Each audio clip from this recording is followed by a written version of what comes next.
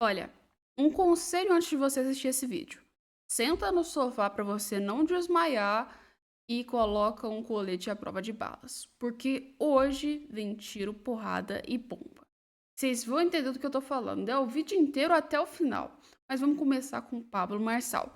Galera, tá tendo aí as eleições para a prefeitura de São Paulo. E ao contrário do que todo mundo tava achando que seria uma coisa pacífica, não foi. Tá cheio de conflitos entre vários candidatos, indo até processos. Só que dessa vez, o Pablo Marçal acabou humilhando o Datena. Mas quando eu falo humilhar, não é humilhar qualquer não. É humilhar de verdade, no nível estrondoso, sem falar quase nada. E agora a gente tá com uma briga enorme entre o Datena e o Pablo Marçal. Espera aí que você vai entender. Vou colocar aqui para vocês verem a situação, tá? O pré-candidato à Prefeitura de São Paulo, Pablo Marçal, participou da sabatina do Sindicato dos Hospitais. Repórter Álvaro Noceira, com os detalhes. Marçal já tem um vice em mente, já que a convenção do partido ainda não ocorreu? Boa noite, bem-vindo. Boa noite para você, Thiago. Boa noite a todos que nos acompanham no jornal Jovem Pan. Em meio a essa corrida eleitoral, algumas chapas ainda não estão definidas, como é o caso do empresário Pablo Marçal. Durante uma agenda, uma visita ao Sindicato dos Hospitais aqui em São Paulo, Marçal afirmou que deve ter uma mulher como vice, mas que ainda não tem nada definido. O pré-candidato ainda reforçou que ainda busca o apoio do União Brasil. Vamos ouvir o empresário. Está em aberto, né? Você bem falou.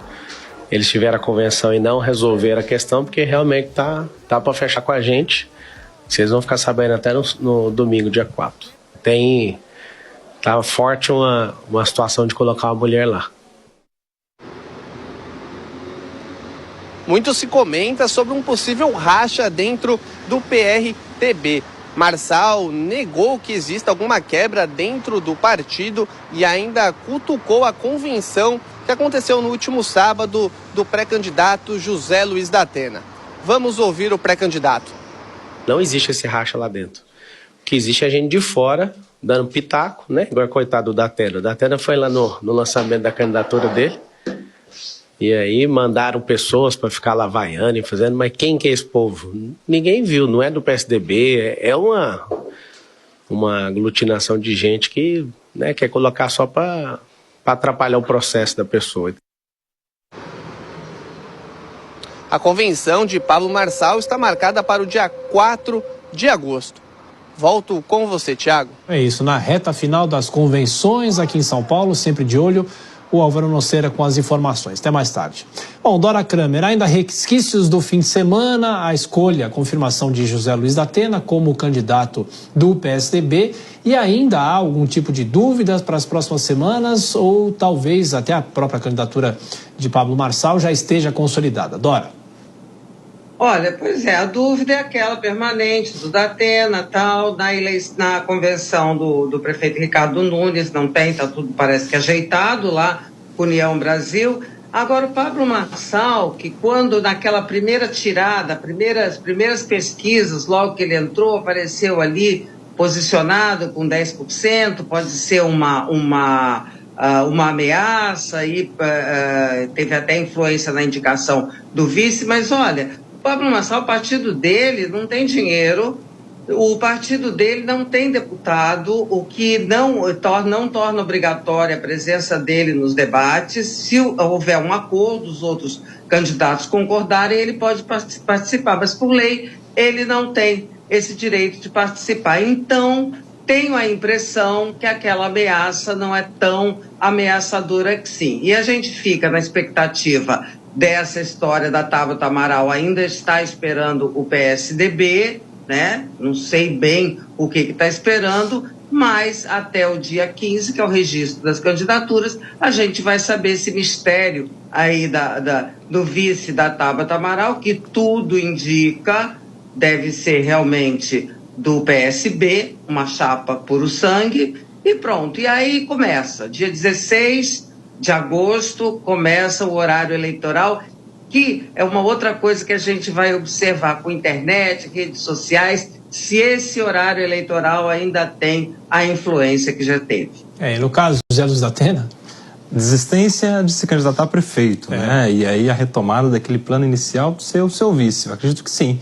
Essa vacância do cargo de vice, mesmo depois da convenção, acho que é um sinal claro de que sim, ela está aguardando uma reviravolta ali no PSDB, depois de toda a confusão que já tivemos no dia da convenção, para que Datena volte ao plano inicial, retorne àquela ideia de ser o vice da Tabata Amaral. Agora eu queria só citar o Pablo Marçal. Eu acredito que ele só não será o candidato se ele não quiser, porque um partido que não tinha nenhum tipo de possibilidade de competir com relevância na campanha eleitoral, tendo alguém com 10%, já não pode escolher nenhum outro nome, né? Vamos nos lembrar que antes do Pablo Marçal, o candidato do partido era o Padre Kelmo, que pontuava com 1%.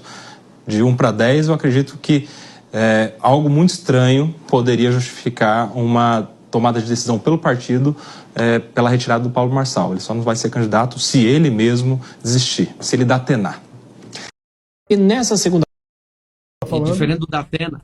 Diferente do Datena que não disputou, eu disputei, fui eleito, apareceu diversas vezes na Justiça Eleitoral, eleito com 243 mil votos, para quem não acompanhou, teve uma demanda judicial. A demanda perdi por 7-0 no Tribunal Superior Eleitoral. Eu entendo, não fiquei magoado e continuo lutando pelo povo. Desafiar também gente aí que fala que é pré-candidato para ir na rua ver o povo. Luiz Datena, vem na rua, vem mostrar suas propostas. Ô Datena, cadê você, Datena? Kim, cadê você, Kim? Você não quer ser candidato? Você não quer ser prefeito? Vamos pra rua. A Marina já tá indo pra rua também. Cadê vocês? É fácil ser candidato e ser prefeito, né? O atual prefeito é fraco. E se ele fosse um cara minimamente adequado, ele assumiria isso aqui do peito e resolveria. Então eu vou fazer um desafio para você, Ricardo Nunes, fraco. Se você é um cara que realmente quer saber do empreendedorismo e dos trabalhadores, você ainda tem tempo no seu mandato de regularizar isso aqui, ó. Isso aqui é uma joia. Vocês viram? Pablo Marçal comprou a briga legal contra aí, né? Ou contra não, ou a favor na prefeitura de São Paulo. Ele comprou contra todos os candidatos para ser o mais eleito e o mais bem votado. E na minha opinião, eu também acho que o Pablo Marçal é melhor para São Paulo. Mas aí vai de pessoa para pessoa, não é mesmo? O que vocês acham? Coitado do Datena. Mas não foi o único fato e o único problema que a gente vai trazer para vocês aqui, não. Tem muita coisa, então aguarda aí. Tem uma coisa que tá todo mundo criticando, mas todo mundo sabe que era uma verdade. E até os jornais, como por exemplo da Globo News, falou e citou e disse que o Maduro tinha intenções. Mas intenções em expor o Lula. Em fazer suas falas, mostrando que o Lula estava do seu lado e que também os presidentes que votaram a favor dele estavam do seu lado, que votaram a favor do governo de Nicolás Maduro. E a Globo fez o quê? Falou, deu uma passada mais ou menos de pano, mas não conseguiu esconder quanto aquilo foi feio. O Maduro faz essas coisas exatamente para jogar, né, o Lula, o Obrador, né, e o Petro contra os outros países. Olha, eles são meus aliados, hein? E isso cria dificuldades para esses presidentes dentro dos seus países internamente, como aqui no Brasil, né? 100% dos editoriais, dos jornais, por exemplo, dos comentaristas, criticam, evidentemente, aquela fala do Lula completamente deslocada, sem sentido. E o Maduro, quando fala isso, né, ele sabe o efeito que ele está criando. Ele está querendo dizer, tá vendo? Eles são meus amigos, né? Eles não estão querendo me tirar daqui. Ou seja, ele divide a pressão internacional. O Maduro faz essas coisas. O Maduro, ele divide a pressão internacional com as pessoas que estão apoiando ele. Ou seja, se você vem cá, me apoia, significa que você é conivente. Se você é conivente, também você tem que levar a culpa e o mundo merece ver quem você é de verdade. E é mais ou menos isso o que o Maduro vem fazendo com esses presidentes. Colocando à tona qual é a verdadeira face deles, o que eles querem, o que eles apoiam. E assim, a fala do Maduro nunca foi sem noção. O Maduro sabia onde ele queria atingir e sabia que dessa forma ele fazia uma ameaça e prendia para que esses países continuassem apoiando ele até o final. E vocês sabem do que eu tô falando. Teve casos de pesquisas que mostraram o porquê do Lula com Maduro e com o Petro, até mesmo em relação à Espanha, que envolveu no meio disso. A Carla Zambelli entrou aí com pesquisa sobre isso, recebeu processo. Foram vários casos que mostraram por que o Lula ele ainda apoia o Maduro. Porque tem muita coisa, mas muita coisa escondida, muita coisa que ninguém sabe. Mas aí a amizade do Lula e do Maduro já ficou claro, não é mesmo? Pois é, a amizade dos dois já tá nítida, né? E uma pessoa que resolveu fingir que não tá sabendo de nada depois de ter feito uma das maiores atrocidades da história, que é ir na própria posse do presidente do Irã e, aliás, sentar junto com um grupo de líderes de organização terrorista, foi o Alckmin. Só que ele preferiu ficar calado sobre as eleições na Venezuela, né? Ou seja, já tá feio demais pro Alckmin a situação de que ele já tava no Irã, um país que de democrata não tem nada, unido com vários líderes que também de democrata não tem absolutamente nada, e líderes do Hamas, do Hezbollah. E se ele resolvesse falar agora sobre a situação do Maduro, citar alguma coisinha, mas a coisa ia ficar feia pro lado dele. Ou se ia. Aí o Alckmin fez o quê? Como uma pessoa um pouco mais inteligente do que o Lula, ele decidiu ficar calado. Falar, não vou dizer nada sobre o tema, que é melhor. Porque se abrisse a boca em relação ao Maduro, ou seja, apoiando, ia ficar feio para os brasileiros. E se ele negasse, ia ficar feio para o Lula. Ou seja, peraí, nem o vice-presidente nem o presidente estão batendo bem com as ideias, igual assim o que aconteceu, né, praticamente com a Kamala Harris e o Biden, que a Kamala Harris chegou lá, detonou o Benjamin Netanyahu. Aí, de repente, do nada, o Biden chega e envia armas para Israel. São duas coisas que não estão batendo. Ou seja, mostra o quanto o governo está desequilibrado. E no Brasil, se o Alckmin abrisse a boca, falasse alguma coisa sobre esse tema, ia mostrar, claro, que o Brasil também não tá nem um pouquinho equilibrado e que o governo tá dividido. Bem dizer que já não dá para esconder mais isso, tá todo mundo vendo que o governo já tá dividido e que cada um tá para um lado diferente, né? É tanto que tem ministro que apoia, tem gente que não apoia, depois tem comentarista que apoia, resumindo, tá em colapso. E tá para todos os lados. E o Maduro foi o prato principal que fez o governo Lula entrar mais em colapso ainda. E com as falas do Lula, tudo aí que tá acontecendo, as pessoas usaram da inteligência artificial para mostrar pro mundo qual a posição política do Lula, tá? Não fui eu que fiz essa publicação, tá? Essa publicação foi feita em um outro perfil de um deputado, que no caso foi o Alberto Fraga, tá? Que publicou isso, onde é uma montagem feita por inteligência artificial, mostrando que o Lula ele tá em silêncio enquanto a guerra tá acontecendo, ou seja, que ele tá ignorando tudo que tá acontecendo na Venezuela. E a gente vê o caos que tá nessa imagem. E eu quero que vocês comentem aí nos comentários o que vocês acharam dessa imagem. Representa realmente a posição do Lula em relação à Venezuela ou não? Ou talvez representa mais ou menos? Põe aí nos comentários. E no meio desse caos todo, onde a gente vê que para alguns países a Venezuela é democracia, Maduro diz ter prendido, então, nesse período, tá? 120 pessoas após os protestos. Ou seja, vão para a prisão de segurança máxima. Ô galera, explica uma coisa. Qual que é a fissura desse povo por prender oposição? Me diz, o que é isso? Que é isso, cara? Venezuela prendendo segurança máxima. Eles acham o quê? Que a oposição ela é muito mais perigosa que um criminoso?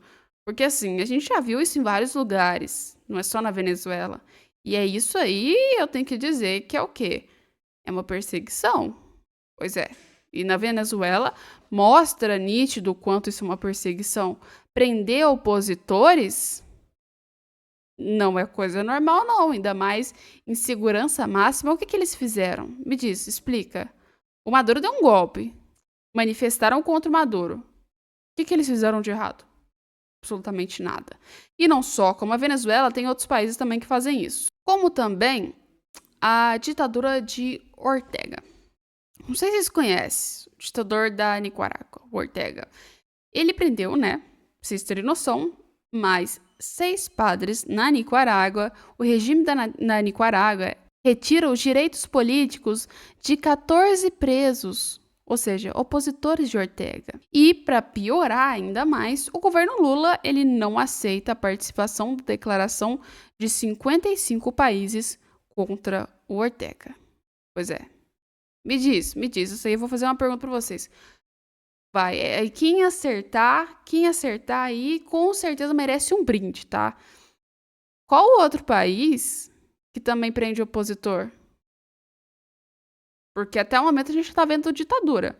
Que país que prende opositor, gente? Põe aí nos comentários mais o nome de um país que prende opositor. Porque a gente já viu a Nicarágua e a Venezuela. Tem um outro também que prende opositor. Um outro não, tem muitos outros, na verdade. Põe aí nos comentários. Mas vamos lá. Voltando para esse assunto, a questão é que a Nicarágua ainda continua sendo uma ditadura e prendendo opositores. E a gente sabe que esses países que o governo Lula passa pano são os principais na perseguição da liberdade de expressão das pessoas e que fazem censura contra a oposição e liberam, no caso, para os seus aliados fazerem o que quiserem. E, claramente, né? O governo Lula apoiar essas coisas, dizendo que é um democrata, é uma das coisas mais erradas que a gente tem hoje na política. Não tem nem o que dizer, é uma das coisas mais erradas. E junto com esse rolê todo de apoiar ditaduras, de apoiar a democracia e mentir, o povo também vem com meme, né, gente? Olha aqui. 11h59. Agora, com o pai Lula, o Brasil vai se aliar com grandes líderes mundiais. Aí coloca, né, 11h65, para já botar que é uma mentira, né? Ó, temos ali, né, o próprio Alckmin, que no caso eles colocaram como picolé de chuchu, do lado do líder do Osh, líder da Jihad Islâmica e um dos chefes do Hezbollah e do lado o chefe do Hamas. Pois é. Aí o perfil ainda coloca a indignação dele, ou seja, o nome do perfil chama Quebrando Falácias. Ele colocou, mas tu acreditou que seria diferente disso. É muito ingênuo, bicho. Vocês viram? Eu acho que a única coisa que cresceu no governo Lula mesmo foi o número de memes criados contra o governo. Eu acho que é o único número que a gente vai ver no governo Lula de positivo quando eles terminarem o mandato deles. Porque de resto tá tudo negativo, tá tudo em ladeira abaixo. Então acho que é só isso. Número de aumento de memes contra o governo criaram sua grande alta no governo Lula. Pois é. Responde nos comentários.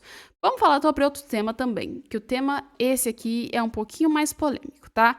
E antes de dizer sobre esse tema, a gente precisa ver uma mini coisinha, tá? Então preste bem atenção que a gente vai falar sobre o tema do Felipe Martins. Vocês sabem quem é o Felipe Martins, assessor, né, do ex-presidente Jair Bolsonaro.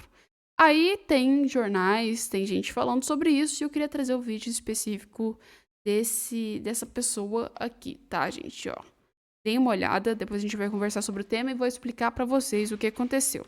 Assessor do ex-presidente Bolsonaro está há 50 dias preso, mesmo demonstrando que os motivos pela sua prisão são falsos. Ele foi preso dentro da investigação sobre o suposto plano de golpe de Bolsonaro, que nunca aconteceu, e ele teria manejado o que a militante de redação chama de minuta do golpe. Ora, se ele era assessor do presidente, como é que ele não vai manejar documentos do presidente, né? Isso seria crime. Mas, enfim, nem entrando no mérito de todo esse processo, de toda essa investigação, ele não foi condenado. Ele nem mesmo foi denunciado ainda pelo Ministério Público. Ou seja, ele nem mesmo ainda é réu. E nessa circunstância, a lei brasileira é clara. Só cabe prisão temporária ou prisão preventiva. A prisão preventiva só pode ser definida por 3 critérios. Só pode ser concedida por 3 critérios. 1, para garantir a ordem pública. Ou seja, o sujeito é violento, pode criar algum dano à sociedade, pode cometer um crime novamente. Não é o caso do Felipe Martins, que não tem nenhum sinal de violência. 2, para garantir a instrução processual, ou seja, Se o sujeito é pego, se fazendo de provas, escondendo provas, destruindo provas, combinando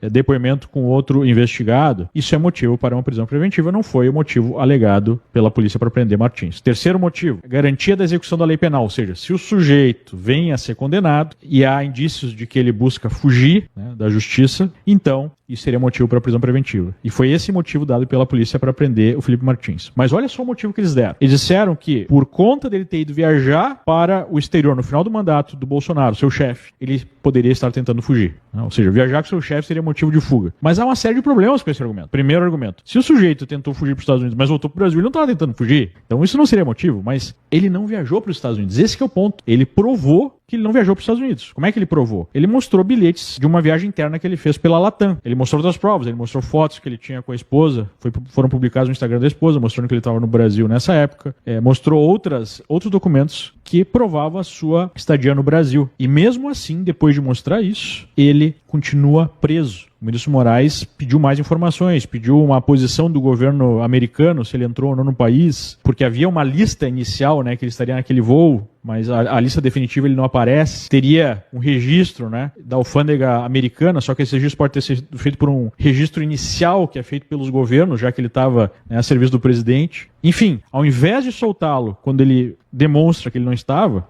né, e aí a presunção da inocência foi para os cucuias, porque é o Estado que tem que provar, né? A polícia que teria que ter investigado mais a fundo antes de pedir a prisão preventiva. Mesmo assim, o ministro Moraes quer mais dados. Só que pedir isso para o governo americano pode demorar meses e o sujeito permanece preso. E a militância de redação segue justificando, segue normalizando todas essas arbitrariedades, essas ilegalidades para defender a nossa democracia. Ora, como é que você pode defender a democracia se você acaba com a livre expressão, se você acaba com o direito de defesa, se você acaba com a presunção de inocência, se você destrói o devido processo legal? Como é que você vai defender a democracia se você instala um regime de exceção? Porque esse tipo de coisa é de regime de exceção. A partir do momento que fica claro que se há uma dúvida sobre a prisão, né, essa prisão tem que ser relaxada. Só em ditaduras as pessoas permanecem presos por motivos políticos quando é mostrado que o motivo pedido pela polícia não fica de pé ou há dúvida sobre isso. Será que o Felipe Martins vai ser mantido preso até ele fazer uma delação premiada, como aconteceu com o Mauro Cid? E o Mauro Cid já colocou em áudio por um amigo, né, que foi pressionado, até mesmo a falar de coisas que ele nem sabia, a confirmar uma narrativa? Ou simplesmente é um desejo de castigar, né, um desafeto? Esse tipo de coisa não cabe num país democrático. E isso não pode ser normalizado. E não é um caso isolado. O que a gente está vendo nos últimos tempos é uma onda avassaladora de arbitrariedades, né?